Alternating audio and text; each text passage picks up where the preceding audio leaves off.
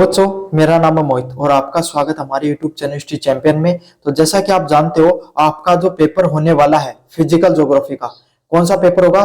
जो physical geography का जो पेपर होगा उससे संबंधित जितने महत्वपूर्ण प्रश्न है सारे के सारे आपको करवा रहा हूँ। उसका जो अगला महत्वपूर्ण प्रश्न है, पृथ्वी पर जलीय चक्र हाइड्रोलॉजिकल साइकिल का वर्णन कीजिए तथा इसके महत्व के बारे में बताइए। क्या बताना है? पृथ्वी पर जो जलीय चक्कर चलता है, हाइड्रोलॉजिकल साइकिल चलती है, उसका वर्णन करना और उसका क्या महत्व है उसके बारे में भी आपको बताना है। मोस्ट इंपोर्टेंट प्रश्न है, एग्जाम में बार बार देखने को मिलता है, तो आप इस प्रश्न को अच्छे से कर लेना, विस्तार से पढ़ लेना भाई।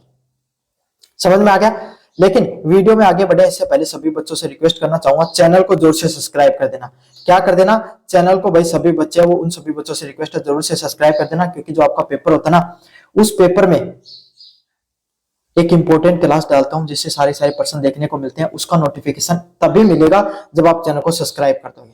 समझ में आ गया? तो नोटिफिकेशन आपके सामने ऑन करके रखो ताकि वो लास्ट टाइम वो इंपॉर्टेंट क्वेश्चन जो एग्जाम में आते हैं सीधे सीधे वही मिल जाए आपको। साथ साथ कोने में जो व्यू प्रोडक्ट वाला ऑप्शन है, कौन सा ऑप्शन है? व्यू प्रोडक्ट वाला ऑप्शन है। इस पे क्लिक करके अगर आप फ्लिपकार्ट और मित्रा से कोई प्रोडक्ट खरीदोगे सबसे ज्यादा डिस्काउंट देखने को मिलेगा। और ये जो पीडीएफ पढ़ा रहा हूं ये आपको फ्री में हमारे टेलीग्राम चैनल पे मिल जाएगी, तो जाओ और जाकर वहां पर फ्री में अगर पढ़ना चाहते हो तो पढ़ सकते हो भाई। चलिए शुरू करते हैं आपके सामने। जलीय चक्र वह निरंतर प्राकृतिक प्रक्रिया है जिसके द्वारा पृथ्वी पर जल का संचलन वायुमंडल, स्थल व महासागरियों के बीच में होता है। क्या होता है? जल चक्र आपके सामने, जलीय चक्र क्या होता है? वो निरंतर चलने वाली प्रक्रिया होती है। जल चक्र भाई, एक बात सोचो, पृथ्वी पर लगातार आपके सामने पानी गिलास को बाहर फेंको, वो उस है वो धीरे धीरे इसी प्रकार का पानी इकट्ठा, वो वाष्पीकरण हुआ, इसी प्रकार से सारा पानी वाष्पीकृत होता है, बादल बनते हैं, वो फिर से भूमि पर आता है और ये चीज लगातार चलती रहती है। समझ में आ गई? तो जल चक्र निरंतर चलने वाली प्राकृतिक प्रक्रिया, ऐसे नहीं कि एक दो बार चल गई, नहीं, लगातार चलती रहती है, जिसके द्वारा पृथ्वी पर जल का संचलन वायुमंडल, स्थल व महासागरों के बीच में होता है। इसमें क्या होता है? आपके सामने जो पृथ्वी है उसका जो जल है, पृथ्वी का जो जल होता है वो आपके सामने वायुमंडल पर, स्थल मंडल या महासागरों के बीच में देखने को मिलेगा। समझ में आ गया? जो पृथ्वी का जल वो आपके सामने क्या तो वायुमंडल में, स्थल में या महासागरों के बीच में आपके सामने हमेशा हर वक्त आपके सामने कहीं ना कहीं घूमता रहता है वाष्पीकरण प्रक्रिया के द्वारा। यह प्रक्रिया वाष्पीकरण, संघनन, वर्षणन, अवशोषण के प्रभाव के माध्यम से पूर्ण होती है। जो जलीय चक्र होता है वो वाष्पीकरण उसके अंदर होता है कि पानी क्या हो गया आपके सामने, वाष्पीकृत होकर उठ गया। संघनन मतलब ठंडा होना, वर्षण मतलब वर्षा होना, अवशोषण मतलब उसका सोख लेना, पृथ्वी उसको अवशोषित कर लेती है। संघनन मतलब जब पानी, वही वाष्पीकृत पानी जब वायुमंडल में जाता है तो क्या हो जाता है? उसका संघनन हो जाता है, वो ओलों के रूप में बन जाता है, फिर नीचे आता है, फिर थोड़ा वो ठंडा होकर बूंदों के रूप में नीचे गिरता है। वर्षणन मतलब वर्षा होती है और अवशोषण मतलब पृथ्वी उसको लगातार आपके सामने अवशोषित करती है। पृथ्वी पर कोई पानी गया वो जमीन में नीचे चला जाता है। प्रवाह मतलब लगातार बहता हुआ पानी रहता है, इसके माध्यम से पूर्ण होती है। जलीय चक्र पृथ्वी पर जल संतुलन बनाए रखने के लिए अत्यंत महत्वपूर्ण भूमिका निभाता है। मतलब जो जलीय चक्र होता है, पानी का जो चक्कर होता है, वो अपना जो जल का संतुलन होता है उसको बनाए रखने के लिए बहुत ज्यादा महत्वपूर्ण है। अब प्रश्न क्या आ गया था? जलीय चक्र की क्या प्रक्रिया होती है? पहला पॉइंट है वाष्पीकरण। सूर्य की उष्मा से महासागरों, नदियों, झीलों और अन्य जल स्रोतों से जल वाष्प बनकर वायुमंडल में चलता है। एक एक पॉइंट बढ़ेंगे। सबसे पहले वाष्पीकरण क्या होता है? अलग अलग प्रकार के सूर्य की उष्मा जब महासागरों, नदियों, झीलों और अन्य कोई भी जल स्रोत है उस पे आपके सामने जैसे टकराती है वायु की किरणें उस जल पर, तो वो वाष्पीकृत होकर उड़कर कहां पर चला जाता है? वायुमंडल में चला जाता है। कहां पर चला जाता है भाई? वायुमंडल में। वो आपके सामने वो जल है वो वाष्पीकृत होकर चला जाता है। आप सबको पता है इसके बारे में। अगली प्रक्रिया संघनन। कौन सी प्रक्रिया आपके सामने? संघनन, कंडेंसेशन प्रोसेस। कौन सी प्रोसेस है भाई? कंडेंसेशन प्रोसेस है। अब इसके अंदर क्या होता है आपके सामने?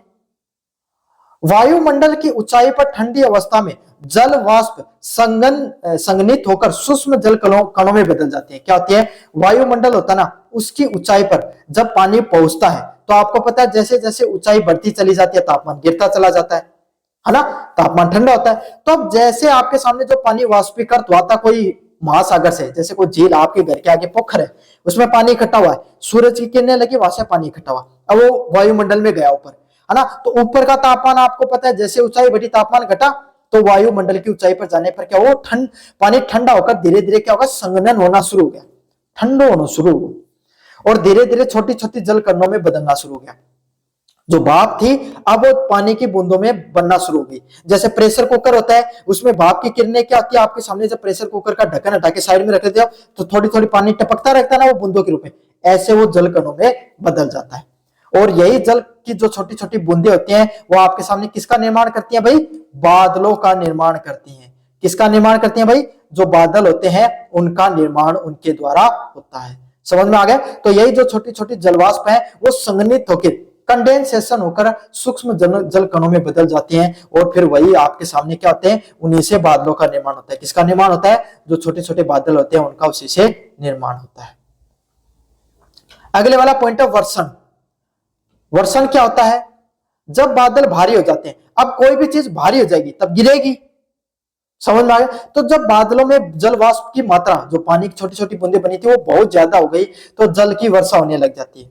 क्या होने लग जाती है, जल की वर्षा होने लग जाती है। काफी बार वो पानी है ना, वो हिमपात, अब कोई जैसे हिमाचल प्रदेश है, श्रीनगर है, शिमला वाला प्रदेश है, वहां पर पानी की बूंदें गिरती तो है, लेकिन वहां का नीचे का तापमान इतना ठंडा होता है कि वहां पर छोटी छोटी वो पानी की बूंदें तुरंत किसमें बदल जाती हैं, आपके सामने बर्फ के छोटे छोटे कणों में बदलने लग जाती है। इसी को हिमपात के नाम से जाना जाता है। किसके नाम से, हिमपात के। जो छोटी छोटी वर्ष जो पानी की बूंदें वो छोटे छोटे आपके सामने उन कणों में बदल गई। किन कौन से कणों में, जो आपके ये कण थे बर्फ के कणों में बदल गई। अगले वाला पॉइंट होता है ओलावृष्टि। ओलावृष्टि क्या होती है, जो पानी की जो बूंदें थी वो वायुमंडल का तापमान बहुत ज्यादा ठंडे होने की वजह से जम गई ओलों के रूप में, और वो सीधी की सीधी नीचे गिरी, क्योंकि वायुमंडल का जो नीचे का तापमान है वो भी ठंडा था, उस वजह से ओलावृष्टि होती है। क्या होती है, ओलावृष्टि का होना होता है। जो पानी की बूंदें जो ऊपर जम गई थी और वो नीचे, तो वहां का तापमान की वजह से बड़ी बड़ी बूंदें थी, आपके सामने टूट नहीं पाई और सीधे सीधे उन ओलों के रूप में सीधे सीधे पृथ्वी पर गिरने लगे। इसको वर्षण के नाम से जाना जाता है। किसके नाम से, वर्षण के नाम से। अगले वाला पॉइंट है अवशोषण व अपवाह। इनफिल्ट्रेशन और रन ऑफ क्या होता है, वर्षा का कुछ भाग भूमि में समा जाता है, कुछ भाग सतही प्रवाह द्वारा नदियों में जाकर पुनः महासागरों में मिल जाता है। अब दो प्रकार से वर्षा की बूंदें आपके सामने पृथ्वी पर टकराने लग गई, तो कुछ पानी क्या होगा, आपके सामने सीधा का सीधा एक जगह इकट्ठा होकर पृथ्वी में चला जाएगा, या कुछ पृथ्वी उसको सोख लेती है। समझ में आएगा। कुछ पृथ्वी में ऊपर के ऊपर नमी के रूप में रहता है, कुछ नीचे चला जाता है, और कुछ पानी एक जगह इकट्ठा होकर होकर किसके रूप में, क्या तो कोई पोखर में चला जाएगा, कोई झील में चला जाएगा, कोई आपके सामने नदियों का रूप लेकर कहां पर चला जाता है, महासागरों में चला जाता है। कहां चला जाता है भाई, जो महासागर होते हैं उनके अंदर आपके सामने पानी चला जाता है।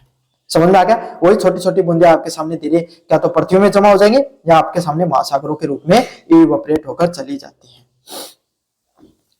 जलीय चक्र का महत्व क्या होता है, जलीय चक्र का महत्व, यह पृथ्वी पर जल संतुलन बनाए रखता है। जो पृथ्वी होती है उसके ऊपर पानी की जो क्वांटिटी है उसको जल को संतुलित करता है। क्या करता है, पृथ्वी पर आपके सामने अगर एक बात बताओ, बारिश नहीं होती तो क्या पानी आपके सामने महासागर, बारिश नहीं होती तो क्या पृथ्वी पर आपके सामने भूजल होता, नहीं होता, सूख जाता, लोग निकाल लेते उसको इतना, तो है ना, लोगों के लिए पानी की कमी हो जाती, क्योंकि पीने योग्य पानी तो बहुत कम है ना। बहुत से क्षेत्र अपने राजस्थान के देख लो जो आपके सामने वर्षा जल पर ही निर्भर करते हैं, कृषि नहीं हो पाती, तो बहुत सी चीजों पृथ्वी पर जल का संतुलन काम करता है जलीय चक्र। अगले वाला पॉइंट है भूजल पुनः भरने में सहायक होता है। पृथ्वी पर पानी को, पृथ्वी से लोग पानी निकाल लेते हैं, उसका उस भूजल को वापस भरने का काम करता है कौन, आपके सामने ये जो जलीय चक्र होता है। इसके अलावा मनुष्य की जो अनेक गतिविधियां होती हैं, जैसे कृषि, वनस्पति व जीव जंतुओं के जीवन के लिए भी आवश्यक है। किनके लिए, जो अनेक जो गतिविधियां होती हैं, जैसे कृषि की गतिविधि होगी, वनस्पति होगी, जीव जंतु होगी, उन सबके जीवन चलाने में भी सहायक होता है। क्या होता है, उन सभी लोगों के जीवन चलाने पर भी सहायक होता है। चाहे लोगों की कृषि हो गई, चाहे वनस्पति हो गई, चाहे जीव जंतुओं का जीवन हो गया, उसको आगे चलाने पर भी सहायक होता है, उनके लिए भी आवश्यक होता है। चलिए भाई, यह जलवायु एवं ताप संतुलन बनाए रखने में सहायक होता है। क्या करता है, जो पृथ्वी की जो जलवायु होती है, क्या होती है, पृथ्वी की जो जलवायु होती है उसको चलाने पर और ताप को संतुलित करने पर, किस चीज को, जो ताप होता है, पृथ्वी का जो तापमान होता है उसको संतुलित करके रखता है, और जो पृथ्वी की जो जलवायु होती है, क्या होती है, पृथ्वी की जो जलवायु होती है उसको भी संतुलित करके रखता है। क्या करके रखता है, पृथ्वी की जलवायु को भी संतुलित करके रखता है, और पृथ्वी का जो तापमान है उसको भी संतुलित करके रखने में सहायक होता है। दोनों काम करता है भाई आपके सामने। यह नदियों, झीलों व महासागरों को निरंतर जल प्रदान करता रहता है। क्या करता रहता है, चाहे नदियां हो गई, चाहे झील हो गई, चाहे महासागर हो गई, उनको लगातार पानी कहां से मिलता है, वर्षा जल के माध्यम से। बरसात हुई, नदियां गई, नदियों से आपके सामने महासागरों में पानी चल गया, झीलें भर गई, आपके सामने नदियों का बहना हो गया। अगर बारिश होगी, जलीय चक्र होगा, तभी ये सब चीजें होंगी, वरना ये सब चीजें, सारी प्रक्रियाएं नहीं होती है। तो यही है, नदियां, झीलें व महासागरों में निरंतर जल प्रदान करता है। जलीय चक्र पृथ्वी की सबसे महत्वपूर्ण प्राकृतिक प्रक्रियाओं में से एक है, जिसके बिना जीवन की कल्पना संभव नहीं है। तो जल का जो चक्र होता है ना, वो पृथ्वी की जितनी भी महत्वपूर्ण प्राकृतिक प्रक्रिया होती है ना, उसमें से एक है। मतलब ये लगातार होता रहना चाहिए, और इसके बिना जो जीवन है उसकी संभावना, कल्पना भी संभव नहीं हो पाती है। समझ में आ गया? तो ये था आपके सामने जो आपका जो प्रश्न होने वाला है, पृथ्वी का जो जलीय चक्र है, हाइड्रोलॉजिकल साइकिल, उसके बारे में अपन ने पढ़ा। कैसा लगा वीडियो जोर से बताना, चैनल को जोर से सब्सक्राइब कर देना। धन्यवाद।